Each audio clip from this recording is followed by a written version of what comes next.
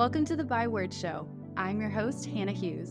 Bywords is all about equipping women for purposeful living by starting conversations, celebrating stories, and inspiring faith. In a world that applauds the hustle, I'm here to help you break free from the lies and come back to what really matters. It's time to get real, get rooted in truth, and come alive in relationship with Jesus so you can show up to each day with intention and confidence no matter where you're at in your story. Here we believe that embracing our stories brings hope, healing, and purpose to the process, and sharing our stories helps others do the same. Whether you're looking for a midweek faith refresh, practical tools for pursuing your dreams, or just need some good old-fashioned girl talk, you're in the right place. Grab your latte and let's dive in.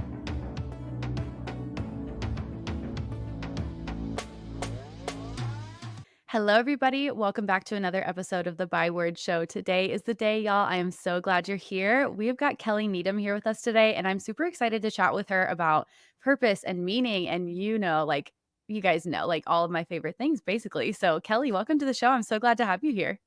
Thanks, Hannah. I'm thrilled to be here with you today.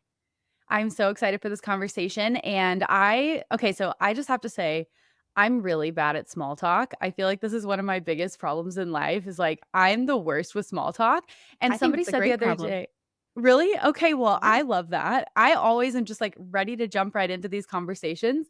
But somebody was talking the other day about how fun it can be to do an icebreaker question. I was like, you know what?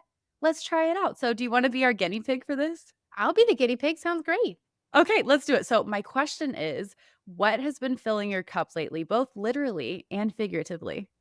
Oh, well, I have a Coke Zero. So there's Love it. the literal is literally sitting right next to me. It's either pour over coffee from Jimmy, which is his new creative outlet, Love or that. water usually. But in the afternoons right now, it's Coke Zero. And then figuratively, fiction. I am in 2 book clubs right now that are Oh my not gosh. faith-based book clubs, that are just, one, I'm reading classic literature, and so I'm reading a book called Tests of the D'Urbervilles right now, which is a Thomas Hardy book from forever ago, and it is fabulous, and I'm loving it. Wow. And another is just a book club I'm in with some are women from church, but it's kind of a mixed bag, and, it happens every month, and, I've really been loving reading fiction as a person Ooh. who primarily studies very deep theological literature, and I still do. It's been a really great shift in my life, so I totally relate to that, and I love that because I'm a huge bookworm myself. I Mhm. found a couple years ago, maybe it was 2020, I just got really Mhm. obsessed with personal development and, learning everything, and then I got, maxed out on information. I was like, "Okay, I need to break this up a little bit with fiction," and then I rediscovered my love for reading, and it's just been so fun. I feel like especially as a mom, when you can have, Mhm. a little escape, somewhere to go at the end Yep. of the day, just reading a good book, there's nothing like it. So I love that. Yeah, it's been great. That's so cool. Well, before we dive into this topic, because I know it's a big one, would you just Mhm. quickly kind of introduce yourself what you do, to those who maybe don't know you yet? Sure, yeah. My name's Kelly. I love Jesus. That feels like a really lame thing to maybe say to introduce yourself, but I feel like it really is, the most true thing about me. He captured my heart as a awkward junior high kid.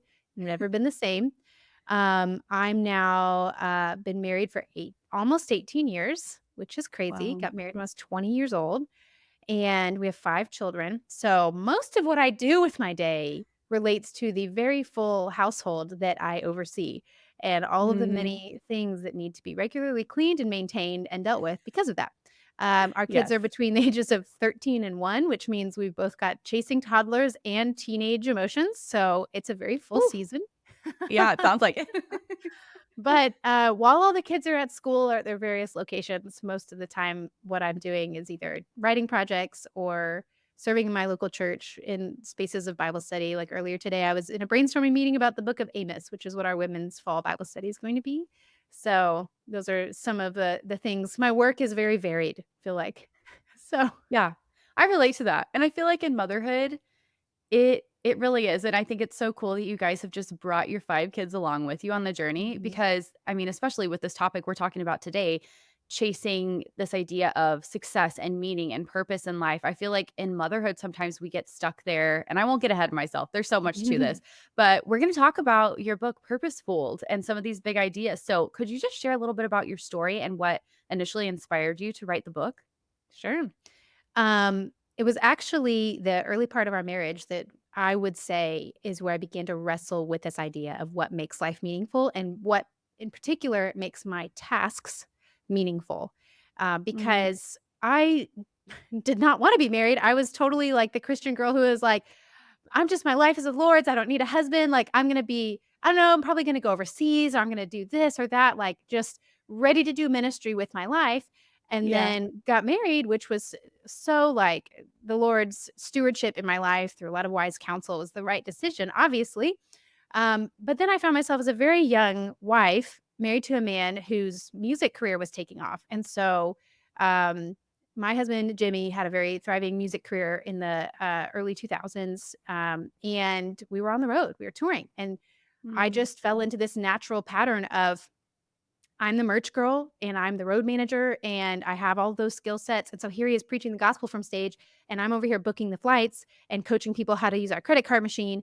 And I felt very undervalued, underutilized. I felt like I was benched spiritually.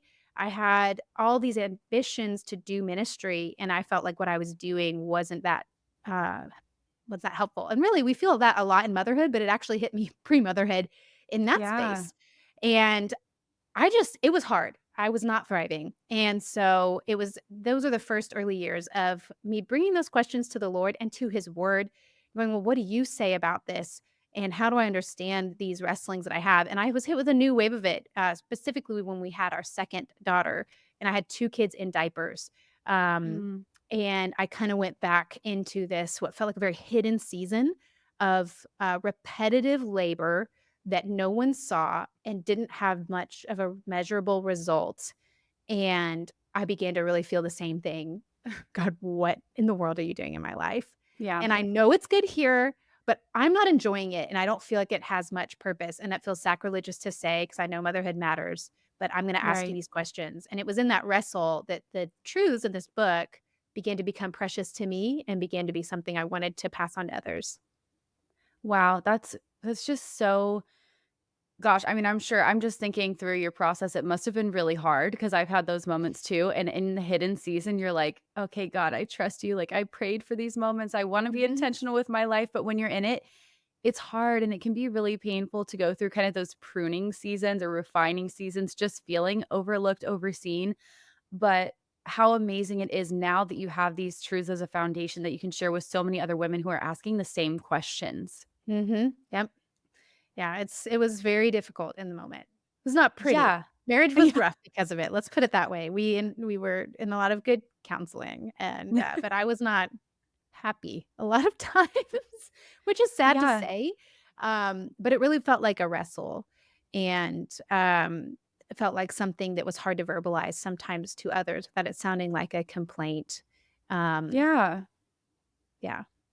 Yeah, for sure, and I think so many women feel that way, but Mhm, there's almost this, like, "Oh, we don't talk about that because we don't want it to seem like we're ungrateful or, like, we wanna just be, like, mhm, faithful to whatever God has called us to, even the small little things, and sometimes it's just, like, not fun, and sometimes it's right, hard, and sometimes it doesn't make sense, mhm, but I think paired with that, the social media world, this, like, culture mhm, we have in America, I've heard someone say, "We've confused purpose with the American dream now." So we've got all of these voices telling us, like, "Oh, this is what it looks like to live with purpose or, like, to pursue, like, your calling in life." And I think so often we get tied up in that, and then we end up confused. So mhm. what was your journey like as you were processing through that and have now come to the other side and know, like, "I used to think this about purpose, but really now I know it's this." Totally. I think, one of the most surprising things that came out of that wrestling, that, I'm gonna bring every honest feeling I have about this to God. I'm not gonna hold back. I'm not gonna say the good churchy answer. I'm just gonna tell him Mhm. exactly what I feel, and I'm gonna ask him to speak into it. I really am not just gonna be hard-hearted about it, but like, "Lord, what do you say?" Mm. I think one of the most surprising things from it that came out of my study of God's word on this topic is that God does not despise my longing for big things. Mm. And I think that was an attitude I was starting to put on myself because it felt like a very noble Christian thing to do. God's in the small, right? And he Yes. absolutely is. 100%. That's very obvious through all of the scriptures. But his disciples also come up to him and ask about who's the greatest in the kingdom. And Jesus doesn't respond and say, "You fools don't care about greatness." He Right? says, "Sure, I'll tell you who the greatest are." Implication being, your longing isn't bad. There are greater people than others in my kingdom, and Mm. I actually wanna give you the answer of how to get there. I mean, that's wild to Yeah. me, and it felt so Yeah. affirming to my heart that there was something in me that was like, "I wanna make a big difference," or even this feeling of, "I wanna be seen." The same thing happens when Jesus is talking about visibility. He is saying, don't do your actions to be seen by others. But then he says, go into your closet where your father who sees in secret will reward you. He sees, he will reward you. So Jesus actually doesn't say, you should be fine to do stuff with no one seeing. Just get over it. It's not about you being seen. He actually says, no, I think you need to understand that everything you do is seen and it will be rewarded. And I'm going to Mm. motivate you to live by that. And so a lot of these deep heart longings I had, I think were legitimate good longings that were just misplaced. And I think the error I made in the beginning was to just kind of paint over all of those desires with like, those are bad and evil and worldly desires that I would want to be Mm. great. I would want to be seen. I would want to make an impact. I would want to have something unique to do. Yeah. All of that is worldly. Throw it away and just settle into die to yourself, right? Pick up your cross, which is true. But like I was interpreting it in this way that I think was unhelpful. And as I was reading the word, it was like, oh, you don't despise those longings in me, Jesus. You gave me those longings, and the problem is I think they'll be met in a particular set of tasks that are set before me that I have deemed as great or visible or impactful. But what I'm really realizing and what I began to see that was the biggest shift is I wasn't actually made for tasks at all. I was made for a person. And I think what you see behind each one of Jesus's responses to those desires is I'm it. I'm the answer to that.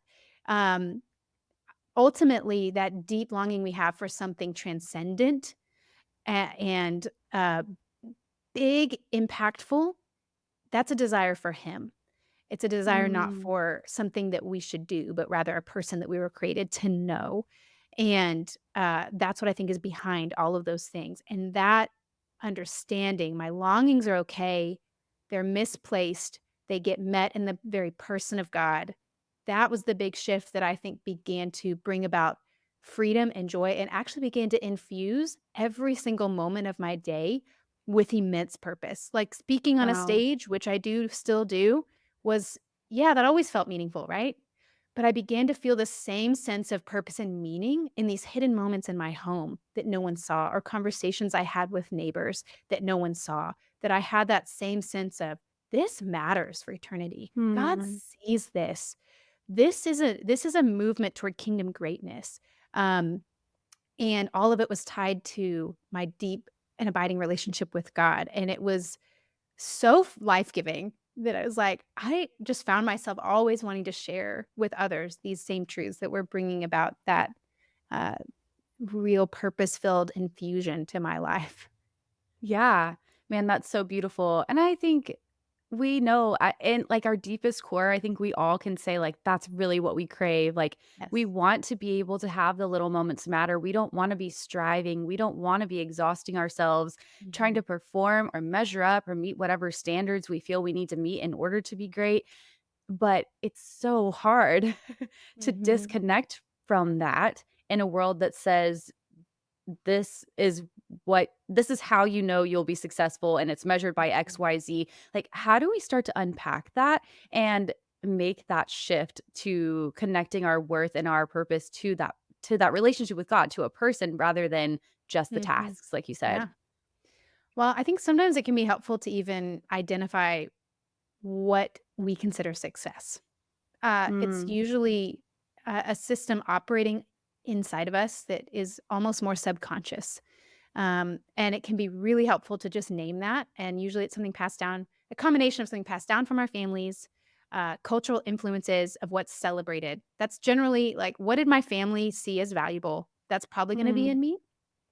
What does my community around me see as valuable, whether that's my coworkers or my church community or a combination? And then what is my culture celebrating? Because we celebrate what we see as valuable. What do we applaud? What do we give attention to? Who gets the most amount of follows on Instagram, right? Who's getting that? What are we celebrating? And do I Yep. see any of those seeds in my own heart? Like if I had to write a recipe for a meaningful life or a successful life, like my ideal, what would it include? Well, Mm. I would get to, here's an example and it's something that maybe I used to have. Success would be one, if I get to use my Bible teaching skills. Two, uh, if more than one person is listening to that. Uh, three, my personal life is not in turmoil, right? Or whatever. You maybe have this list of things, or making a certain amount of money, or I have this many friends. It could be a various amount of things. So I would say first we got to identify what's even the operating system right now. Can we Right. identify it? And then the second thing is if we know ultimately none of that's going to satisfy us or make us feel the success and meaning we really long for, really only knowing God will, then we Mm. have to start spending time with him. Mm. And I think that's just the short answer. And I think we need to start spending time with him in significant ways, not just in like a checkbox way. Like Right. relationships are built on honesty and consistent time spent together. And that's how any Mm. friendship forms. And so, am I willing to come to God honestly, not with my churchy answers, but with here's where I'm really at, God. And that could even start with I listened to this podcast today, and this woman's talking about, you know, purpose and meaning come from knowing you. And that feels like baloney. Like, there's no Mhm. way that can be true. That's where I'm really at today. I'm going to come to you with that honestly. And I'm going to be respectful enough of my relationship with you to both speak to you and listen. Again, a relationship has to be two ways.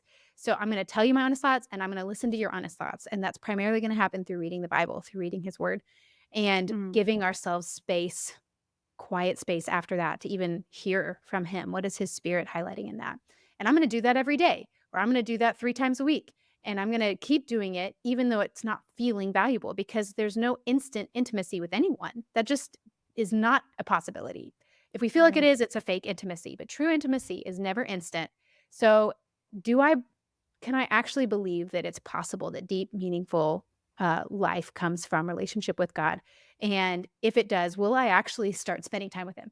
So identify Mm. our current recipe for success, and then just start spending time with Him. I think that's like the first two basic steps we have to take to start moving in that direction. That's really good. And I love that you keep bringing up this idea of just bringing it all to God, like Mhm. bringing the hard questions, being willing to be honest about where you're at, where you've been looking for purpose and success and meaning in your life, and then just allowing Him to speak to those things. And even the stories you shared in the beginning, if from the Bible that we have heard so many times, but we miss those pieces where it's like, Jesus isn't saying, "No, you shouldn't want any of this." It's like, Mhm. actually, here's how we reconcile this desire with God's heart and design for Mhm. us. And so I think that is just such a huge piece of the puzzle that we don't hear a lot about, Like I think, at least in my experience growing up in Christian culture, that was pretty like, maybe not strict is the right word, but pretty, like, religious maybe about, you you shouldn't want to be approved of by people. You shouldn't look to other people for approval, those kinds of things, like, yes, in a sense, but, like, you have those desires to be seen, Mhm. and instead of saying those are bad, like, finding God's heart for that, Mhm. there's so much I don't know, there's just so much opportunity for relationship with him in that, first of all, but then also, like, the freedom that you mentioned. So, Yeah.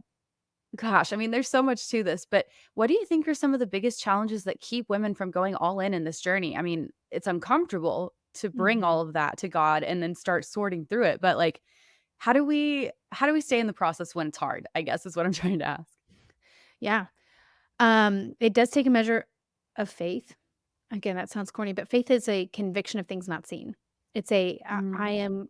I am assured of something I cannot experience in my senses right now. And that's very uh, uncomfortable in a culture that's very instant. We have Mm. very little things we have to exercise faith with. I mean, even my spouse who goes on a trip, right? I don't have to exercise faith that he is there or that he loves me or what he's doing because I can FaceTime call him and my eyeballs can begin to see him. It's I can use my ears and my I can get 2 senses in, and in the era that we're in versus in the past, it's like I can write a letter and I've got to wait now like weeks or months to receive Mm, one back. So we don't have to exercise that muscle very much anymore. And so when we do, it feels very uncomfortable and it's not very rewarding in the moment. And because of that, we tend to abandon ship too early. And I think that's one of the hardest things. So um, getting to know God, fighting for that deep relationship with Him, very often in the beginning does not feel fun. It mm, feels boring, plain, uneventful, unexciting. We tend to come often in the beginning with a lot of like, is he real? Are you even hearing me? Because on this side of eternity, fellowship with God does feel a lot more like writing letters than having a in-person conversation. mm. He does respond to his people 100%, but it is a lot more Yes. like in our prayers, we communicate to him and we come back the next day and check the mailbox. Did he respond yet? Maybe not. Okay, we check the mailbox the next day and we check the mailbox and he will respond. But there's sometimes days and weeks in between those responses. And some of us give up too early. We Yeah. just throw in the towel after like 4 days of trying to find a deep connection with God because it just feels like reading rote words or saying rote prayers and nothing's really happening. And so we kind of go back to what felt like a more exciting version of relating to God, listening to this podcast and reading this devotional book. And we're not willing to do the work ourselves Mm, sometimes of cultivating that intimacy. So I think that's the hardest thing is it is a way you have to exercise faith. Do I truly feel convinced there is a real God who is alive right now, who says that we can have deep fellowship and relationship, and even our fellowship that's still not by sight yet, he claims is more fulfilling than a relationship I can have with another person I can see, hear, and touch. mm, Do I believe that? Do I believe that? And if my answer is no, great, let me bring that honest no. I don't believe that yet, God. Change me. Will you help me believe it? Maybe I do yeah. believe it. Am I willing to wait on him? Am I willing to Mm, show up every day and go, God, you said relationship with you is more fulfilling, even though I can't see you, than my relationship with those I can see. Will you prove it to me? And I'm going to show up every day mm, until you do. Are we willing to exercise that amount of faith and be patient and long suffering in it? Because if we will, I don't know anybody in my life who hasn't truly done that, but like, I'm going to sit here till he shows up every day, who has not eventually been like, oh, he's better than I ever thought. Oh my gosh. This is, yeah. I just don't know anyone who's done that. We just throw in the towel. I think we throw in the towel too early. We're not willing to endure that painful beginning, that boring Mm. beginning, that unexciting beginning to a relationship. We want it now, fast. Mhm. Yeah, absolutely, makes sense, and then you add on to that all of these counterfeits and these other voices that the enemy is throwing our way, and then we end up confused, and that's a part of the puzzle too, where it's just, oh man, like it feels like sometimes we're hit in every direction hit Hmm. from every direction when we're in this process of, really coming to the Lord honestly and vulnerably and saying, "Okay, God, I'm all in. I want what you want for me," and waiting on him. Yeah. It's really easy to give up, and it's really easy to, like, think that there are other things that might be easier paths or better ways, and, like, I love that your book is even called Purposefooled because there are so many other things that the Mhm. enemy is trying to convince us will be easier or Yeah. better in the short term. So, can you speak to that piece? Like, what are the counterfeits or the things that kind Mhm. of get us off track and distracted in this process as well? Sure. Well, a big one is ministry. I mean, it can be so many things, but Mm, most of the time for us, we're going to look for our purpose in something we do. And that was true in the Old Testament and in the I mean, it's not a new thing. Um, it's the Tower of Babel. We're gonna build something up into heaven. It's something they're doing. Their mm, contribution, our contribution is what we want to look to find meaning and purpose. Because that's part of the fall of man, right? Is our gaze shifted from God to ourselves, and we like to be the doers. We like to be the contributors. yes. And so I think, especially knowing like most of the people listening to this podcast are probably believers. It's like we tend to do that through ministry, and ministry is good, and we're Mm, called to do ministry, and God created us for good works, and a true expression of faith is good works and action. So, yes to that 100%. But, it can be very subtle and sneaky to put our purpose in something we do for God, not God himself. So a Mm, great example of that would be, I'm going to use myself as an example. I do teach the Bible in various contexts, and I love it, and I feel gifted to do that, and God's given me opportunities to do that, and it's awesome. But it could be really tempting for me to put my sense of purpose and validation and meaning from life comes from my contribution of teaching God's word. If I put my purpose and meaning there, then if that is removed for any reason from my life, that feels like a huge threat.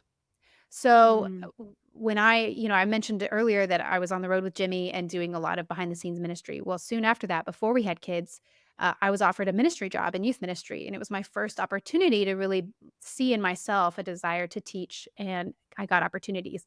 And then we moved. So I did that job for mm, about 2 years, that's it, and we moved, and then we had 2 kids very quickly.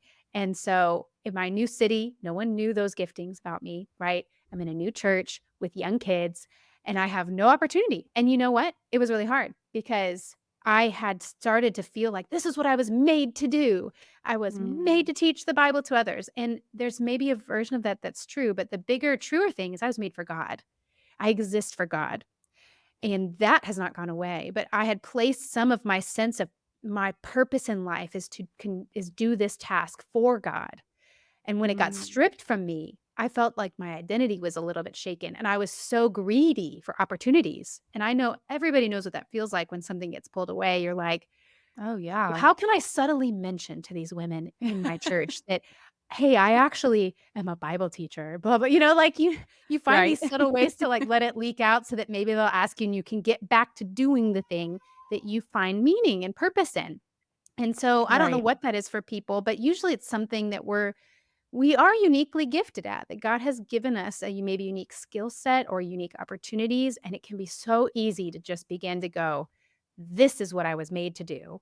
And that's very dangerous because if it's not God, anything else you find your purpose in will become a form of slavery to you. You will now be enslaved to that Mm, thing. It will command your attention. You will bend over backward to do it. You will not find joy unless you have it.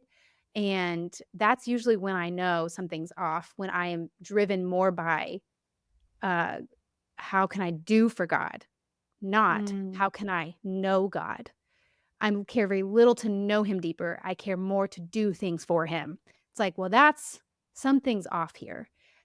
yeah. So I think for us, any expression of ministry or doing good things for God for believers is up there in a way we can just be fooled in our purpose and Mm. be off kilter a little bit.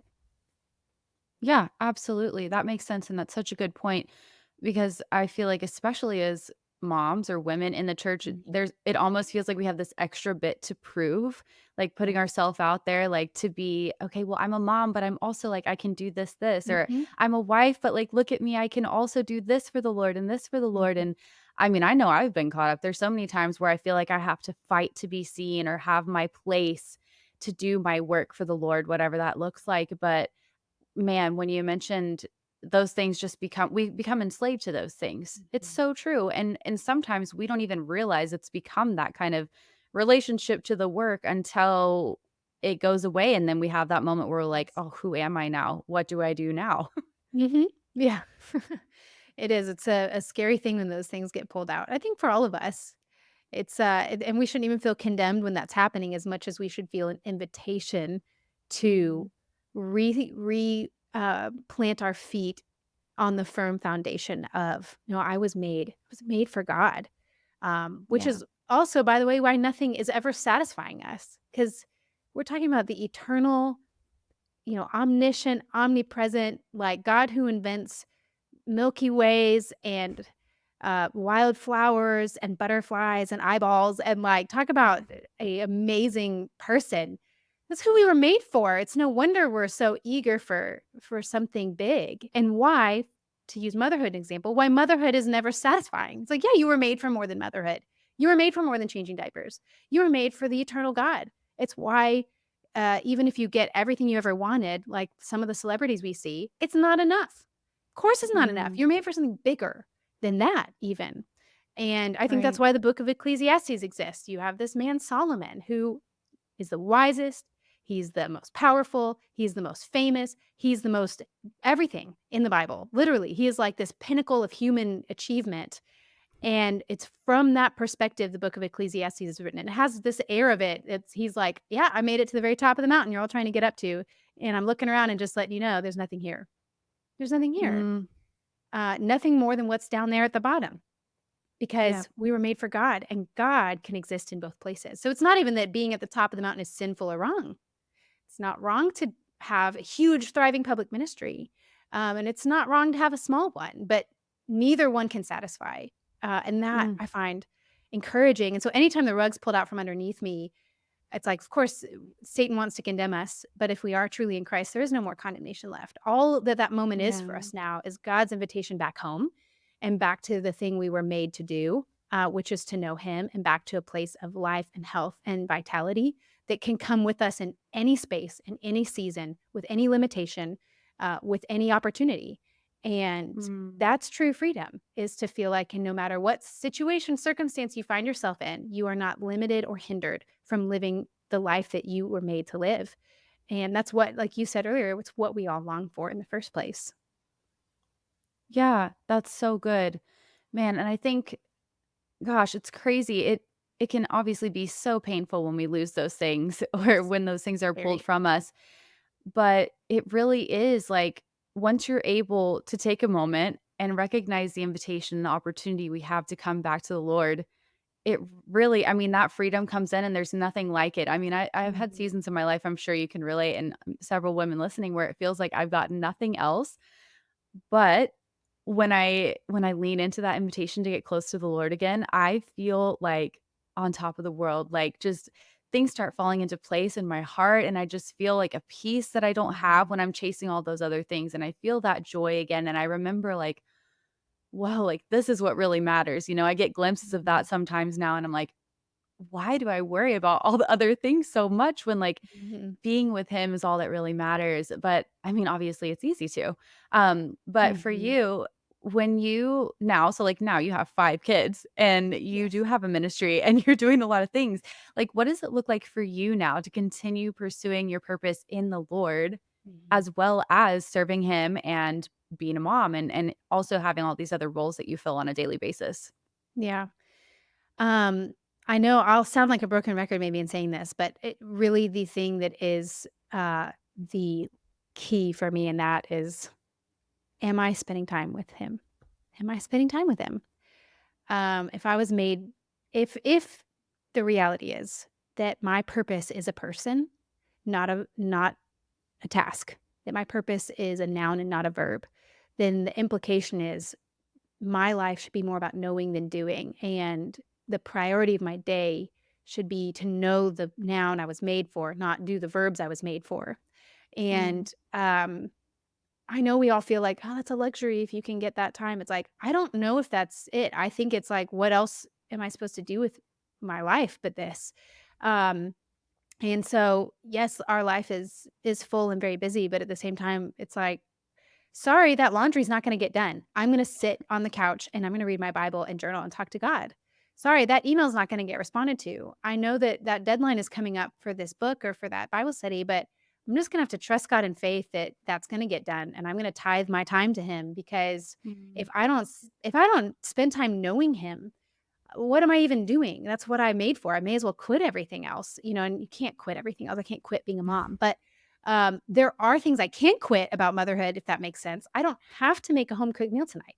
I can pull the chicken nuggets out of the fridge. I have an obligation to feed them a well balanced meal, but no one's telling me that I can't heat up a steam bag of vegetables. yeah, Uh, there are ways for me to make decisions, even as a mom, that is in service to my more important priority. And I think that's helped me to go, motherhood is a very honorable, vocation in my life, and I take it very seriously, but my first command is love the Lord your God with your heart, soul, mind, and strength. Second, not first, second is love my neighbor as myself, and those children are my mm, first neighbors and my husband, right? That's who I spend most of my time nearby, but it's like, God has given me permission and a command to go, "Yeah, they come second to me."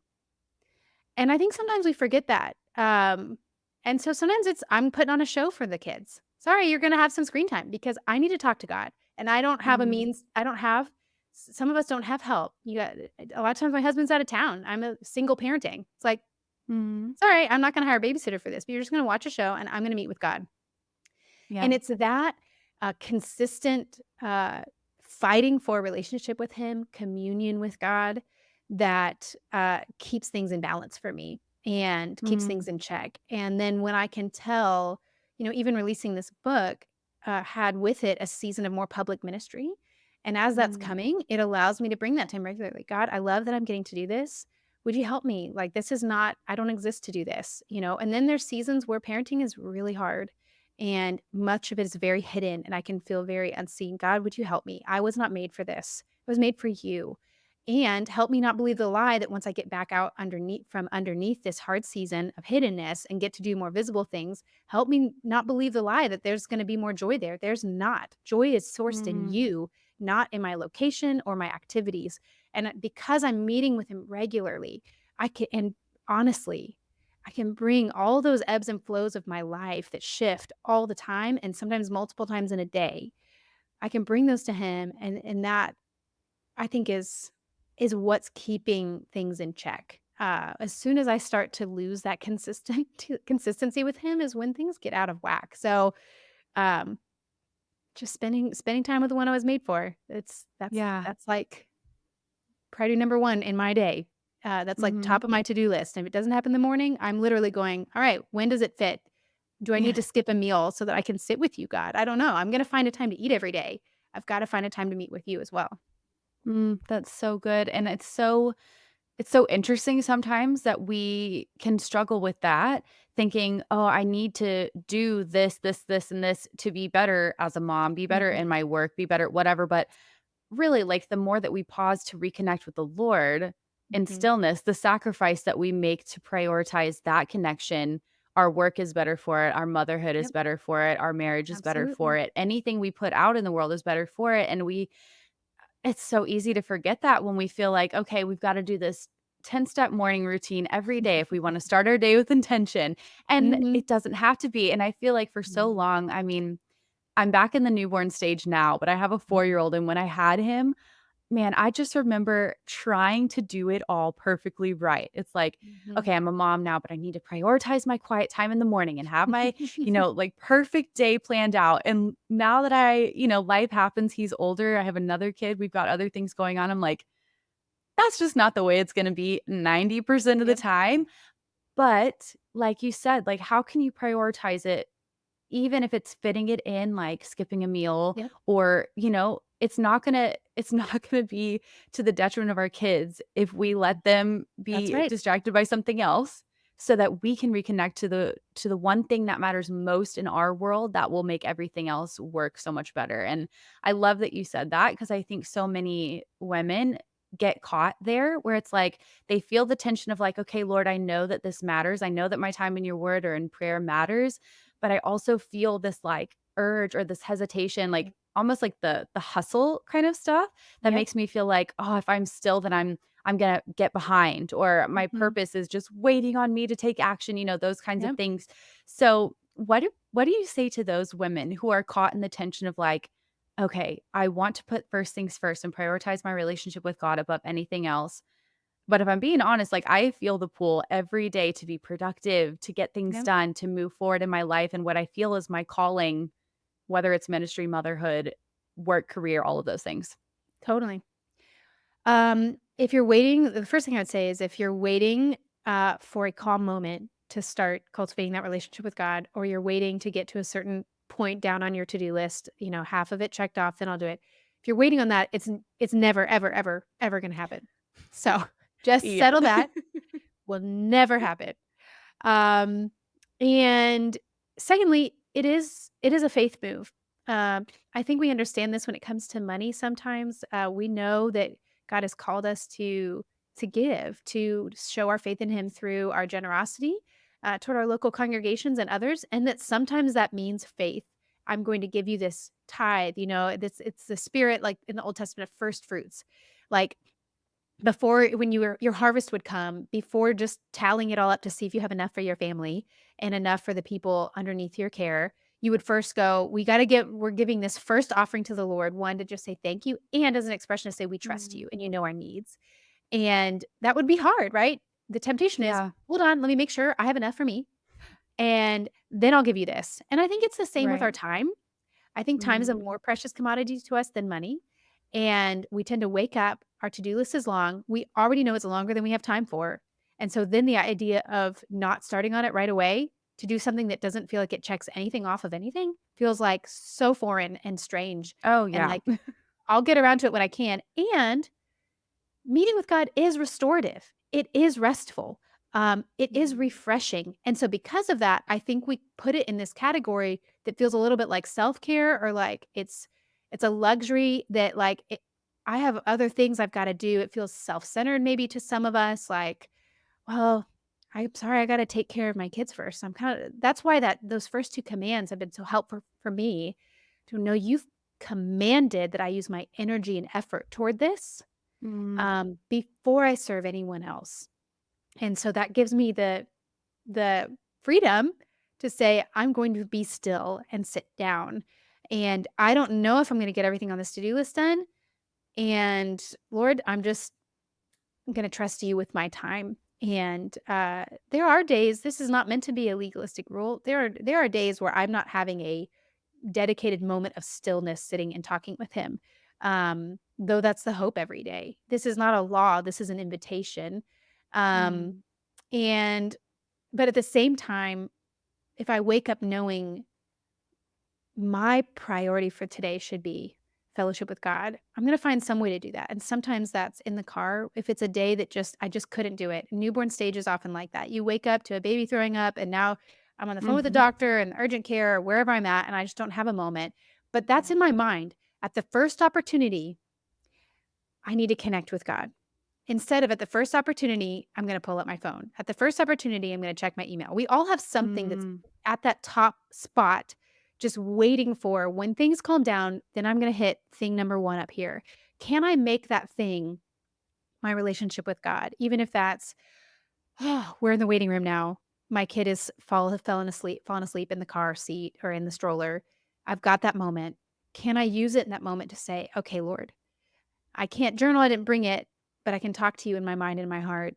Today's Mm. been really hard, and it didn't start how I wanted, and honestly, I don't even wanna talk to you because 'cause I'm frustrated that you allowed this happen, but I'm gonna engage in conversation with him. Am I gonna do Mm. that?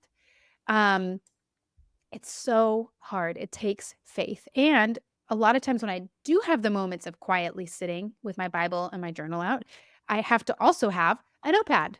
You know why? Mm. Because my brain is gonna bombard me with all my tasks the whole Yes. time. It happens every time, and so instead of trying to fight that, I'm just embracing it going because they're real things I have to get done, they're responsibilities, you know? So I'll just jot them down next to me. Oh, yeah, pay that bill is due today. Okay, write it down. I set it aside, I wrote it down so I won't forget. Okay, Lord, sorry about that. Hold on, let me write another thing. Okay, Lord, Yes. what at some point these thoughts will come down. I think that that's also a tactic I'm using to just go, it's going to happen, but in faith I'm going to stay here as a proclamation that this is my life. Knowing you Mm. is life. And if I don't have time for it, then what does it even matter? This is what I Mm. was made for.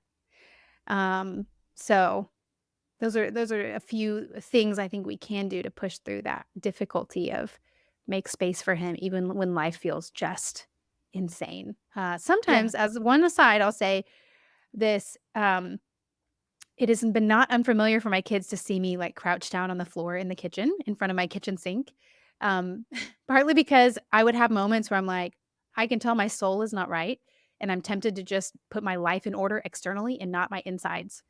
And Mm. I have little ones that I have to watch, like, so that they don't kill themselves, Like, Right. I can't just put them in a room, when they're toddlers, it's like you have to be watching them. And so Right. occasionally, to force myself to stop doing, I would either kneel or sit on the floor because it forced me to stop the busyness. And then I'm just talking out loud to God. I've had kids crawling on my back while I'm on my knees in my kitchen, and, they're regularly like, "Oh," my older kids are like, "Oh, mom's in the kitchen," because I could keep an eye for where my how my home is set up. I could keep an eye on everybody from there and know nobody's dying or eating something or choking, right? And I can talk to God, and having those moments regularly through my day and just go, I'm not gonna wait around for an hour long to have time with God. Sorry, I have 20 minutes right now between phone calls and I'm watching kids and I'm going to talk to you right here in the middle of the chaos. I think we just have to choose to commune with God, not when it's calm, but just as we go. And that's, I think, harder for many of us to do, but I think is really the only way we're going to be able to live this out is Yeah. I can't wait for the perfect moment. I'm just Mm, right now, right here, Jesus, I got to talk to you. And you said you're here. yeah. And by faith, I believe that. And I'm going to start a conversation. I love that because not only does that keep us in the place of freedom with the Lord and just at any moment knowing that He's present, but Mhm. how amazing it is that we can model that relationship with Him to our kids, where it's not like you come and meet at a perfect moment and that's how you have relationship with the Lord. Right. He's in the middle of the chaos, like on your Yes. worst day, on your busiest day, on your best day, He's there, He's just as present. And I love that we get to model that for our kids because how freeing it is for them to know, like, it's not about showing up perfect. It's not about Yeah. performing. It's not about having everything right before you come to God or self diagnosing and then, like feeling like you have to strive or measure up in order to earn approval or love for Him or to have this idea of meaning and purpose worked out in your heart. It's like, come as you are, where you Mhm. are, with what you've got, and, like, just the freedom in that is just a really beautiful thing to not only Mhm. experience for ourselves, but be able to pass to our kids, so I love that your kids Absolutely. know, like, if you're just in the kitchen on the floor, that's what's going on. I love Mom's that. talking to Jesus. Give her a second. Yeah. That's amazing. Okay, well, I know we've gotta wrap up, but before we go, I would just love to know if you've come such a long way. I know that this is just a really condensed version of your journey, I'm sure. But thinking back to the beginning and those days when you were like running the merch booth or just really craving that idea of meaning and purpose, what would you tell yourself that you know now to encourage her to not give up in the process? Hmm. Or maybe a woman who's listening who's in that spot right Sure. now. Um, I would say, to myself earlier, anyone, in that place now, that the deep things that you feel that are driving you, like, God is for you in that, not against you. Mm. That He is not, out to stifle. He's out to give you something better than even what you want. Um, and I think I had some distrust of God in those early years that I think He just evidently just want my life to be hard and, put me in just terrible places that I don't like, you know? It's like, no, He really was for me, and wanted for me what I wanted. The desires in my heart He put there and He wanted to satisfy them. Mm. So that God really is for you and He wants good for you. Um, and the other thing I'd say is, I think we usually want out of our circumstances, and that the answer is never a change in circumstances. And that's actually really, really good news. That Mm. if you could imagine it, the thing that you want and desire with all your heart, even if it doesn't have a name for you right now, but it just is this deep ache or groan within you that you're like, just there's more to life than this. And usually that feeling we associate with a change in circumstances. But if it's true that it's not circumstantial, that then means that deep ache we have, that there's the opportunity for it to be fulfilled where I am right now today with nothing changing. That my circumstances don't Wow. actually hinder that is wonderful news, because that means I don't have to wait to a certain stage of life. I don't have to wait till my finances get in order. I don't have to wait till my kids start getting it together. I don't have to wait till I get married or have kids. The thing that I actually want, is not associated with circumstances. It's associated with a person. And Mm. He's with me right now and He's accessible to me right now if I would just take Him up on the offer. And I wish I would have, um, associated that deep longing as something good and something not circumstantial. If I think those 2 things is what I would leave as an encouragement for my former self or anyone who's in that place today. Man, that's so good. Well, thank you so much. I just this is such a breath of fresh air conversation. I don't know if y'all feel that listening, but for me, I was like, just take a weight off. Like, there's so Yeah. much freedom in this. And of course, you guys can get Kelly's book to deep dive on this even more. But Kelly, where can everybody find you, get connected, and get a copy of your book? Sure. Yeah, the book is kinda anywhere you buy or listen to books. It's on Audible, as well as Amazon or all the other places. And, I am on Instagram and Facebook, and then you can also find additional resources or articles or Bible studies, things like that at jimmyandkelly.com. And, we also host a podcast together, doing a deep dive into some topics like this. We did a whole series on, purpose and meaning, last summer that you can go and check out. Our podcast is called Clearly, with Jimmy and Kelly Needham, so you can go listen to that as well if you're interested.